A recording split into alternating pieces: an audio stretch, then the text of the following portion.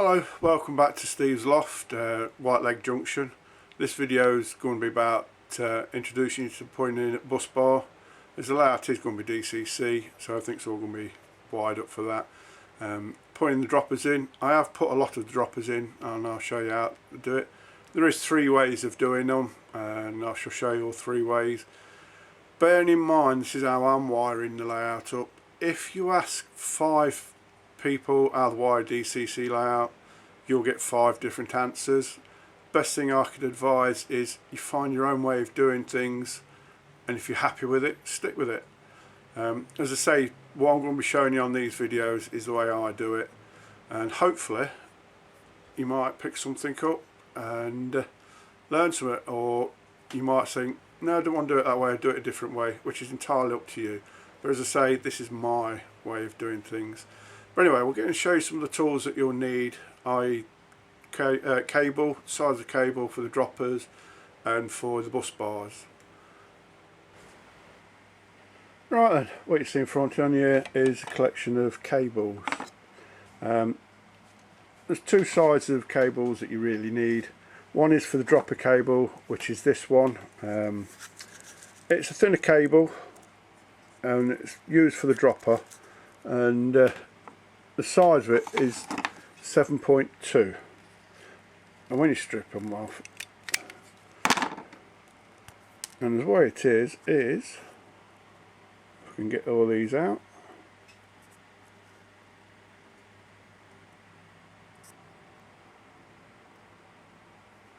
and the size when they say 7.2 refers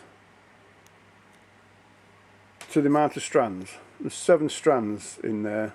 Probably not, there's probably 1 or 2 still stuck, but there's 7 strands and they're all 0.2 thickness, and that's where they get the size 7.2. Ideal for dropper cable, soldering this end to the track, and then you drop the cable underneath the board to connect to the bus bar. Bus bar is this one. This one's a bit thicker. It is what they call 24.2. Same again.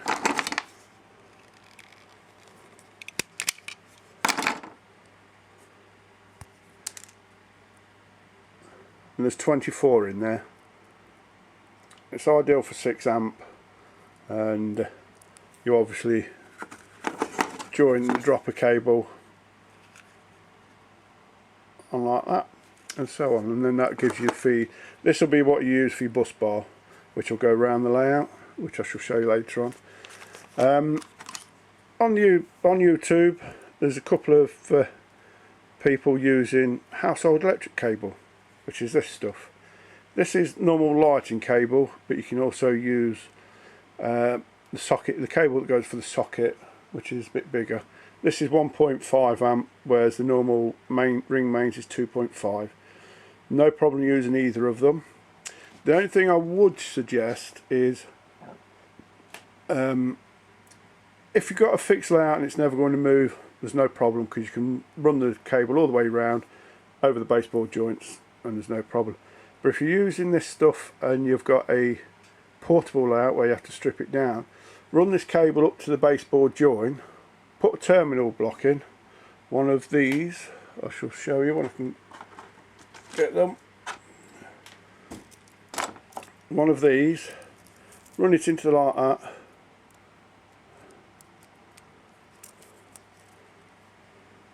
and then same with the other side, put another one of them on the other side, and then you can get these female ones, and the sliding like that, and then you can have a bridge, a piece of cable, and it links one board up with the other board, and that way you're not going to have no problems.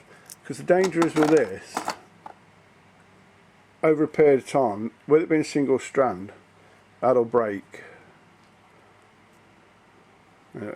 Over a period of time, if you're constantly taking it apart and everything, it will break eventually, and then you've got to sort your wiring out again. But if you put in, say, terminal block, something similar to that, like that, and then you get some more cable and then link it to your next board, there should be no problem. but there's no reason why I can't use that. Good quality cable. As you've noticed, this is the old stuff, because I think the new stuff's now brown and blue, where this is a black and red. What I would suggest though is for your bus bar and your droppers, use two different coloured cables. It does not matter, does not matter what colour you use. I'm starting to use red and black at the minute, and you can use pink with white spots or white with pink spots. It does not matter what colour you use. If you've got this type of cable, use this, but try and match the dropper cable with your main cable, your bus bar cable. The simple reason is when you're underneath the board, you'll see a load of black, or well, in my case, black or red cable, and then the bus bars, the red bus bar will join to the red cable and the black one will join to the black. It helps and all, so you don't create a short. If you use all black and all one colour, you could be asking for trouble. You might get the inside lane mixed up with the outside lane and vice versa. But if you've got two different colours, it reduces the risk. Let's say it does not matter what colour you use at all. Whatever you can get your hands on, no problem. I just had to be at a show one day and pick these two up. I think they're about £7 a roll. It's a 100-metre roll. All the droppers are on, and that's what's left. But it'll get used. So that's the same. That's just normal household domestic cable. Right, I shall show you the soldering. Nearly forgot. Wire cutting tools.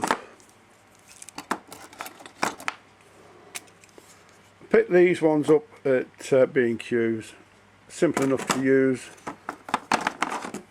Just show you.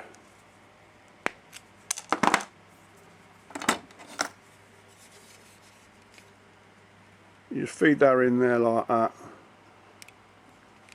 Grip the handle. Ooh, grip the handle. And it pulls the cable off. And that's it stripped. These work on the same principle, but these are a bit more expensive. I've got these to show. These are about 10 quid. Do the same job. There we are. I can do this all day. And that's it, it just strips it off. So I got this one, I think I got it from B&Q. And then I see the other pair. And to show.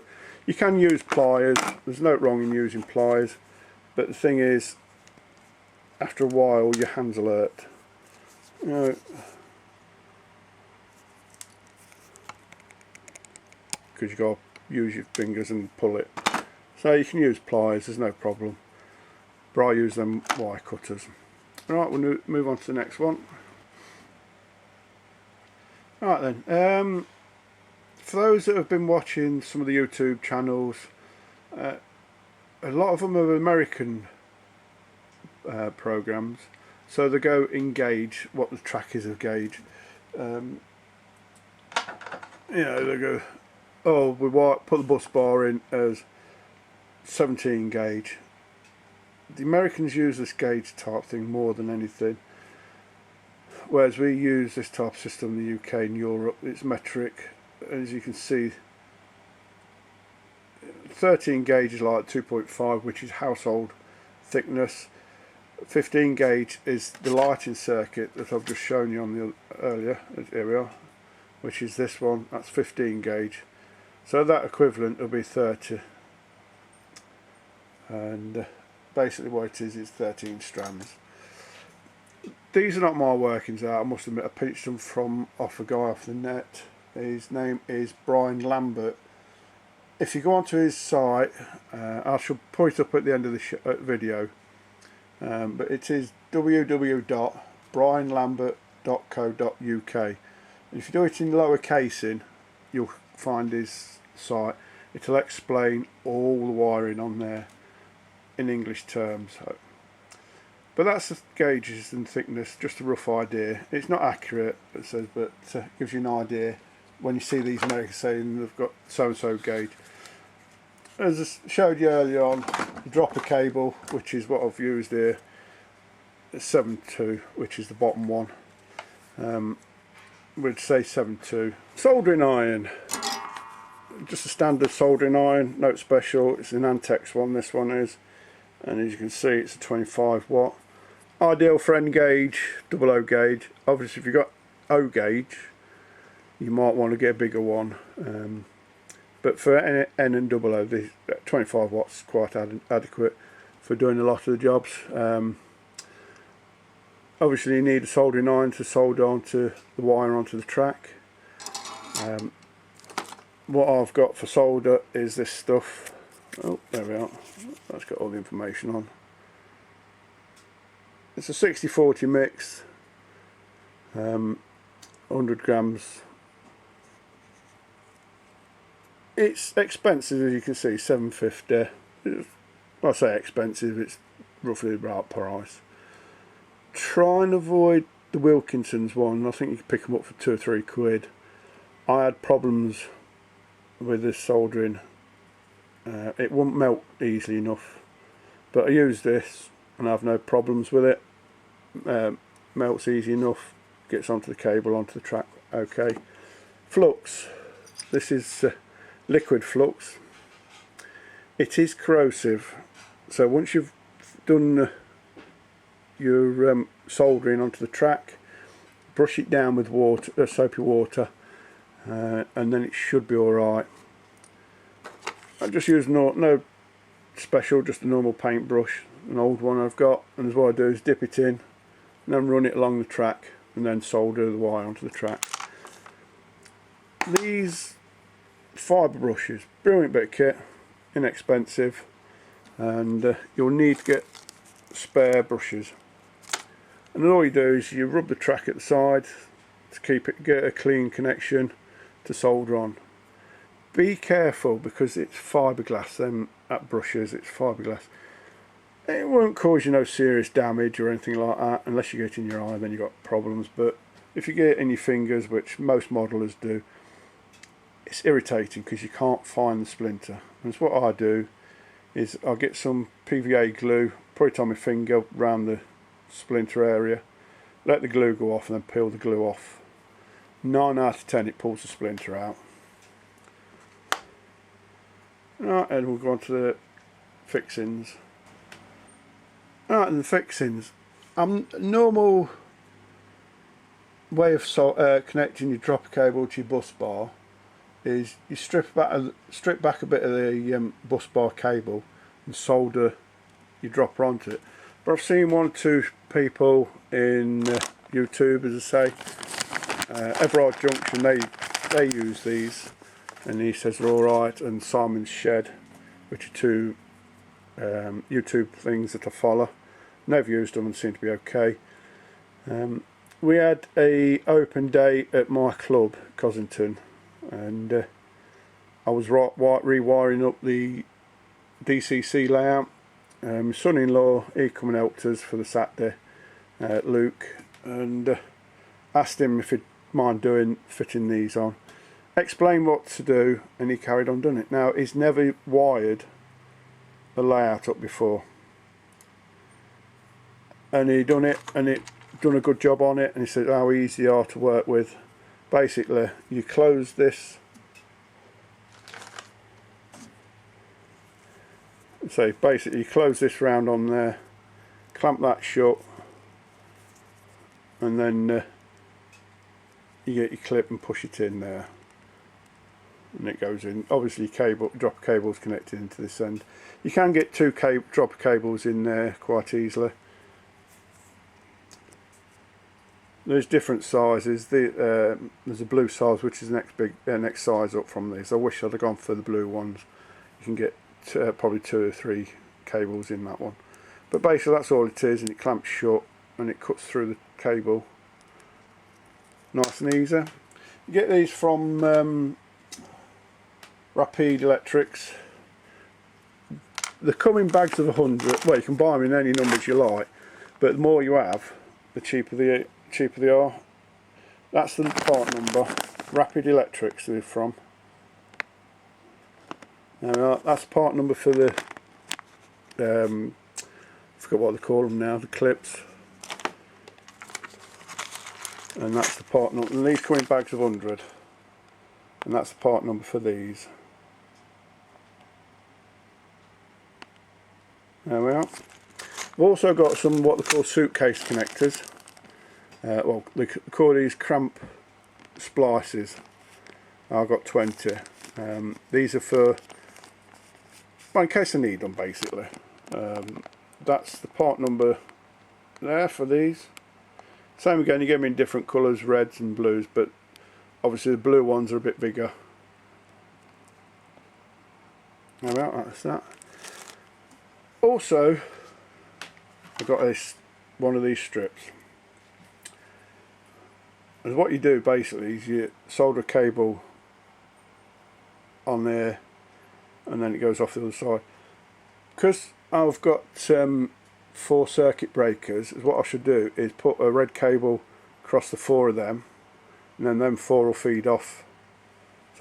Them 4 will feed off to one positive side of the circuit breaker, and then I do the other side in the black cable, so that'll go off to the negative side, and then that'll feed the circuit breakers.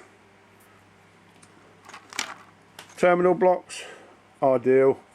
At the end of your bus bar you can connect these on, and what you do is put your bus bar in the end there and then screw it up.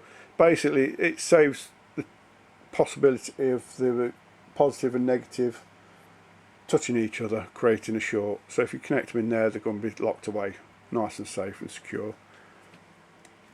As I say, I've introduced you to the male-female version, which you'd use at baseball joints, and use it like a plug, like that.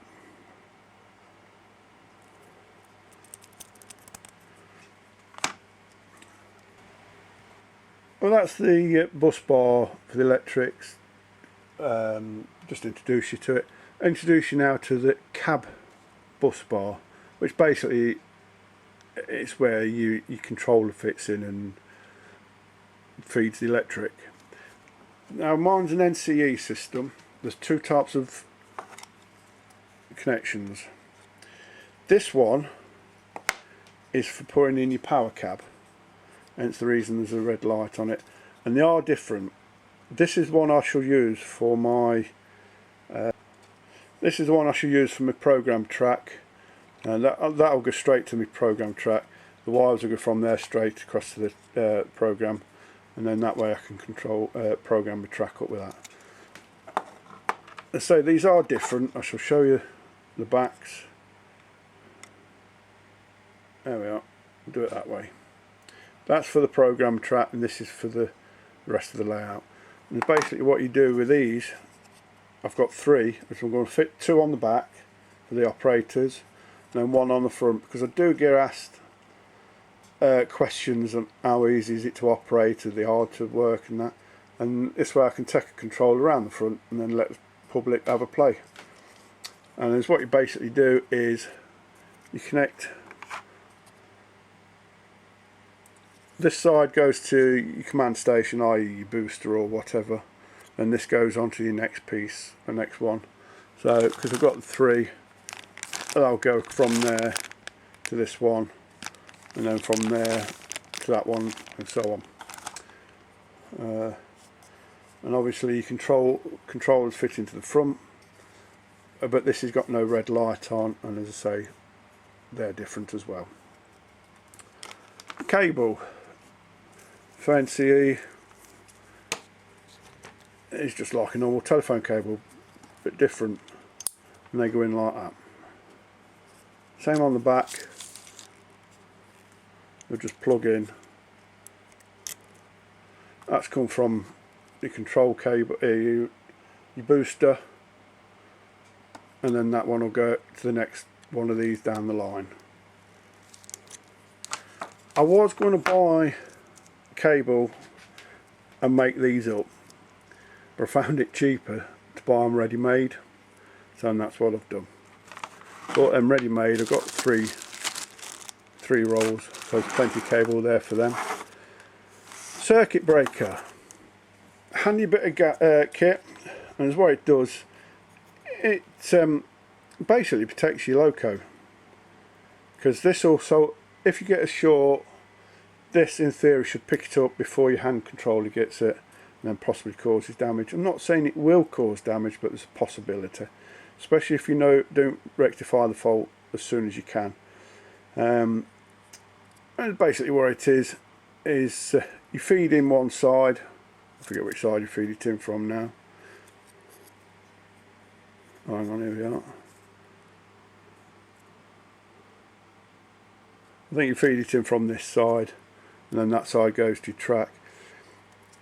With my layout being so big, I'm making 4 sections, 2 for the storage road, and then the front's going to be separated half and half. It's basically what it does is, if I have a short on storage, the front will still work, or if I have a short on the back, on the front, on one half of the board, the other half in the storage will still work. That's the theory anyway, and hopefully that will work out nice and good. The other bits of electronical wizardry are these. They call them Hex Frogs Juicer. Any bit of kit, expensive, but these actually will alter the polarity of your point. This one I'll show you, I've got a live frog crossing there, and what it is you have your DCC comes in on this one, and then that one goes out to your point, or on my case the diamond crossing, and it switches the polarity. You can get this, will do two frogs, and this is the bigger one, and it does 6. And basically, say, cable comes in here, and then on this one goes out to the frogs. Around the system, I don't know whether you can pick them up. Let me see if I can get a pointer. Around the system, you got lights, and they tally with these. Unfortunately, with being under the board like that, you can't see the lights, see whether they're working. They go green and red basically, and that's letting you know whether the polarity is changing. Some people don't like them because they work on a shorting system, but this, I can assure you, will change the polarity a lot quicker than that circuit breaker will pick it up. I've got them on Derby Road, and I've never had any problems with them since I've fitted them. I say they're a bit expensive. That one for 6, I think it's about 60 quid, and then the 2-1 I think are about 25. So, but they save a lot of problems wiring. Quick introduction to my system. This is the NC power control. This is the system I use. I'll go into more detail as we go along, but basically this is the NC power cab, which when you buy a set, which is about £140, you get this, some cable like this type of thing, get this type of cable, you get one of these, you get one of them, and basically this plugs into that, and then if you've got a small layout, shunting layout, you won't need to extend much more unless you want to get more controllers. If you've got the basic one, this will control 2, possibly 3 trains all at the same time. There's no problem. But as you go bigger, you want to add to it. Booster, it's a 5 amp booster, and I can have I think it says 6 controllers with that. I'm not 100% sure, I can't remember if it's 4 or 6, but they'll link in. And then the transformer for the booster, that kicks out 5 amps, I think it is, probably a bit more for that to be a 5 amp booster, but it'll be plenty powerful enough for this layout. But as I say, as we go along, I shall introduce you to all this properly later on, but for now that's all the kit and everything else that you require. Right, yeah, as I thought, this video is taking a bit longer than I'd anticipated. So as what I'll do, I'll finish this one here. This is part 1 of probably 3. I'm trying to do it as though it's somebody that's never done this type of thing before, DCC. I get asked a lot of questions at shows about cable size, what's best thing and everything else. And I've noticed on Facebook, because I'm on Facebook as well, that there's a lot of questions electrical wise. So I'm trying to do this video as though it's somebody that's never done it before. So all them that's experienced, I apologise for taking so long and being a bit winded on it. I'll say this is the first of 3. The second one will be connecting the bus bar up to the droppers and how I do it. And then the third one will be the command station bus bar, which is basically putting the hand throttles in and wiring it all up, and hopefully I can have a train or a loco running. But that's probably a week or so time. But for now, I wish you all the best, and I'll speak to you soon. If you want to ask any questions or leave a comment, please do so. And if you'd like to subscribe, more the better. Right, for now then, bye.